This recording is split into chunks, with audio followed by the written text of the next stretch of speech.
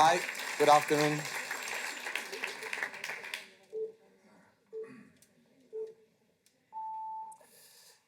Well, good afternoon, everyone.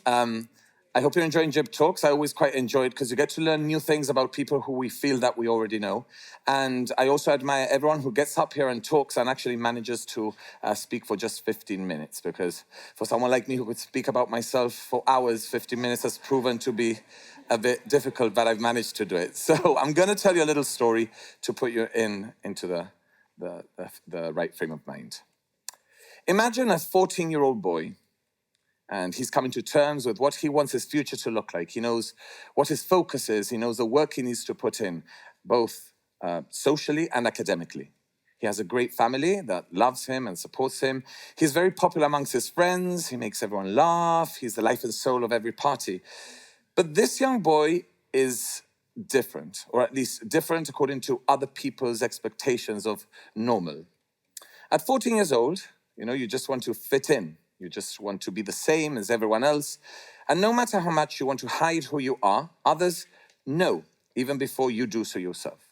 So some people choose to ignore it and let you live your life, and others use that difference as a weapon against you. This boy minds his own business. He has a very happy life. But in school, he goes to a different playground because he knows that some of the other boys will pick on him for being gay, something that these kids take for granted. But this boy is still coming to terms with his sexuality, and whilst doing this, he's reminded that being gay is something to be made fun of. He has to walk the long way home because he's scared to meet those boys who he knows will shout names at him, and afraid that one day those insults will become physical. Imagine the humiliation that he feels when he's called a name in front of his friends and he has to pretend like everything's okay. This is the everyday life of this 14-year-old boy.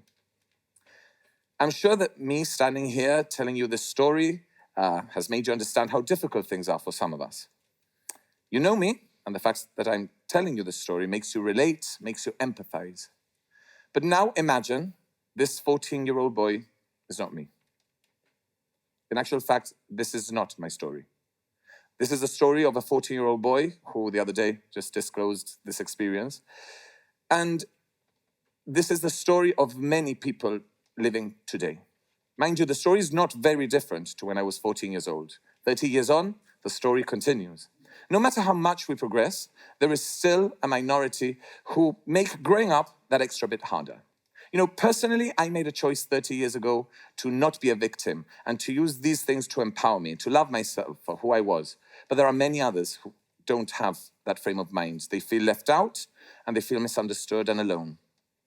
Listen, I know a lot of you here must be thinking, or know someone who must be thinking, here he goes again, another gay man talking about the same issue. When really what we should be asking ourselves is, why do I feel I still need to be talking about the same issue? Luckily, in Gibraltar, the LGBTQ community has the same legal rights as everyone else. But socially, there is still a lot of work to be done. We're at a crossroads right now. On the 1st of June 2021, a young person from the LGBTQ plus community could go on social media and see a gay man invested as mayor of Gibraltar. And on the same newsfeed, on the same day, they could see and read vitriolic comments with regards to the flying of the pride flag at the frontier or the inclusion of the symbols in the traffic lights. Things like, the world is going crazy, what a waste of public funds, or I don't know whether to laugh or to be afraid. And these are the light ones that I can actually tell you here. There was much worse. It's difficult for me to understand how anyone could have such a strong opinion about our lifestyle, as if we were actually doing something wrong. And the same happens to anyone who's considered different. It could be a different religion, race, color of skin, gender identity, educational needs, or sexuality. To be perfectly honest, I had no idea what I was going to talk about today. I feel like I've already said everything I had to say all over every TV program, radio program that there is. But a few weeks ago, a young person I know came out and we met up and he said, it feels weird to me because I would have never imagined my life like this. But I would rather live my life in the moment rather than with regrets. Firstly, I'm super happy that this person had no issues with their sexuality, their life, they were perfectly happy. But I never imagined my life like this really hit me, because this is where all the issues lie. They never imagined their life being gay. And it took me back to when I was young. That's not what an ideal life is presented as. That's where awareness comes in. We're at a great point at the moment. There's a lot of diverse representation in the media, inclusivity. This is why speaking out on these issues is important to me. I'm not trying to be a spokesperson for the LGBTQ plus community, not at all. I'm just telling you my story and my experience, so that there could be a young person who's gonna look at how I live my life and say, oh, there is a gay person who is actually living their best life. That's not what I had in the mainstream. I didn't come out really until I was 22, and that was to my friends, and that was because really I hadn't really sat down to think about my sexuality. My family didn't ever get an official coming out story, and that's not because I was afraid of their acceptance. Please, they clearly knew. It's not a secret. They were never going to have that issue, but I didn't want them to confront something like that, because I knew the concern would be about how my sexuality would affect how other people viewed me, and that would make them worry. I always, and I still do, have an issue with the whole coming out conversation. I had that conversation with myself years ago, and I didn't really want to have it again. In actual fact, my family never got a monologue with my open heart about my sexuality and how much I thought about it. They got an, I am seeing someone, I'm very happy to be seeing someone, and he is called Samuel. Coming out is, for me, the hardest part about being gay. Coming to terms with my sexuality, especially saying the phrase, I am gay, was a huge commitment that you have to make, and I wasn't ready for it. You know, I would pray every night that I would wake up feeling normal. And that's because you grow up thinking that you're going to have this life that's going to be very negative. Remember, I grew up in the 80s and 90s, so our representation of gay people wasn't what it is now. We were presented with an ideal life, which was get a good job, get married to a lovely woman, had 2.5 children, and then you realize that that's not going to be the case for you, and it is a little bit frightening. I tried it, I did, and it just, well, didn't work for me. So remember, when I was young, being gay was ridiculed. We either saw gay men dying of AIDS in a movie or the butt of every joke, and it was just, you know, it wasn't a positive thing. And everyone has a different experience, but that was mine. And even now, we're confronted with people who have a discomfort with the whole gay topic. So much so that they feel that they need to voice their opinions everywhere. It needs to be heard. And I'm 44 years old and I can cope, but these opinions still hurt. Every negative opinion hurts, because we do have tons of support. You could have 10,000 supportive comments, that you stay with that one negative one. That's the little fishbone that you can't swallow. Everything else means nothing because it's that one loud voice. And there are still lots of homophobic people who don't accept our lifestyle. And even us as homosexuals, we have internalized homophobia. I'll tell you, when I see two men walking down the street holding hands, I cringe. And I don't know whether it is because I'm built to think that being gay is negative, or because I'm petrified of what could happen to them for walking down the street holding hands. And that is very scary. We are generally made to feel like all our stigmas are true. And I consider myself to be lucky. Don't get me wrong. Being a gay man in the year 2021 in Gibraltar is good. When you think that there are still 69 countries in the world that still criminalize homosexuality, there are only 28 countries in the world that recognize gay marriage, with Gibraltar being one of them. And even if we think that we're behind, we're not behind. There's only 28 countries. We're a tiny place in the world, and we're there. Because of that, I got married. And I had a huge wedding. And you know why? I had a huge wedding because I can. Because I grew up thinking that it would never happen for me. And I wanted to have a wedding just like everyone else. Because my relationship is important. Love is love. Love always wins. It sounds like a cliche, but it is true. Love is to be celebrated. And every person, every young person out there who might be questioning themselves needs to know that they fit in.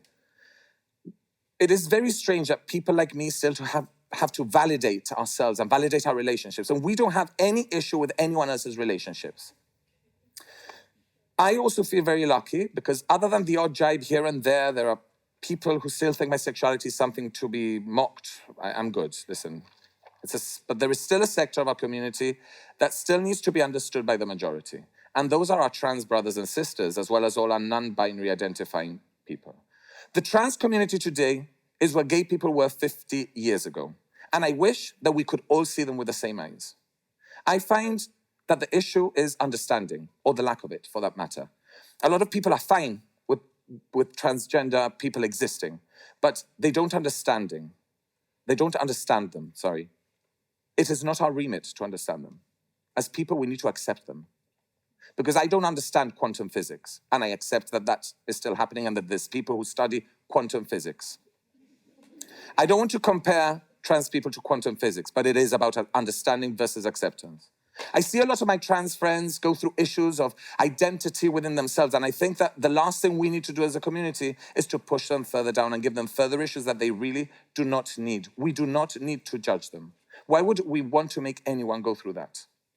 All it takes is for us to have some compassion and to lead with love and not hate. Because how people identify has nothing to do with us. It doesn't. And acceptance is free. Listen, we all go through our personal journeys as humans. Some of us will carry emotional scars that we'll never get over, while some of us use these scars to empower us and hopefully inspire younger generations. This is true for so many people who feel they're different to what is considered normal. I hate the term normal anyway, so I hate using it. But listen, I never felt different myself. I had people who tried to make me feel different and tried to make me feel like I didn't fit in. And a lot of us have those people. Everyone has someone who's tried to push you down. But a lesson I learned very early on that helped me move on is that it's important to forgive those who hurt you, because their behavior is a reflection of themselves. It's not a reflection of you. There were moments in my youth where I was scared, embarrassed, humiliated, but that made me the person I am today, and the reason why I can proudly stand here and be me. Sometimes it's about feeling the pain to activate the passion. Diversity is key. And that is what makes the world an interesting place. Gibraltar is a very small place, and we can boast about having a respectful community that appreciates this diversity. And though we all have different personal experiences, as a community, we should be very proud that the majority of us are accepting, and we accept people for who they are. I am very grateful and extremely proud to be Gibraltarian, and how my community has embraced me for who I am. Listen, I am a very polarizing person, and that is fine, but I'm accepted for that. People will like you, people will dislike you, but people accept who I am. Today, I wanted to tell you my experience. And if there is one message I would like you to take with you, it is to accept people for who they are. Words are very powerful. And sometimes you don't know what's hiding behind someone's smile. Behind a smile, some people are falling apart. So be kind, because you don't know what people are going through. Use your words to lift people up, not to pull them down. If I had listened to all those voices who tried to bring me down, my life could have been very different to what it is now. I just chose to make it empower me, to build me up, and to make me a confident person. To finish off, I'd just like to say to anyone who's here today, to anyone watching on TV, on YouTube, to any young person who feels that they're not enough, to those who feel that they're different, to those people who don't know what their future looks like, to those who feel that they need to be a certain prototype to achieve your goals. The truth is that you just need to be you. Embrace your differences. Your differences are what makes you unique, and they make you who you are.